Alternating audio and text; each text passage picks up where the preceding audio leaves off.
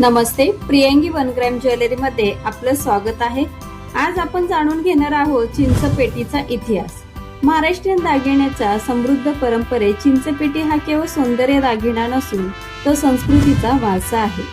18व्या शतकात सुमारास मराठा समाजात नैसर्गिक घटकांपासून प्रेरणा घेऊन दागिन्यांची रचना केली जात असे। त्यातूनच चिंचेच्या पानाच्या आकारावर आधारित चिंचपेटीचा जन्म झाला। सोन्याच्या लहान नाजूक पेट्यांवर मोती किंवा हिरवे जडीव हा दागिना रेशमी नाड्यांपासून गुंफला जातो। मोती पवित्रेचे तर सोने समृद्धी आणि सौभाग्याचे प्रतीक मानले जाते।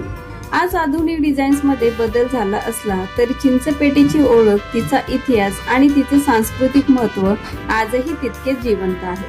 चिंचपेटी ही परंपरा आहे, ही ओळख आहे आणि हा मराठी अभिमान आहे। तुम्हाला पण अशा प्रकारे चिंचपेटी हवी असेल तर शॉपला नक्की व्हिजिट करा।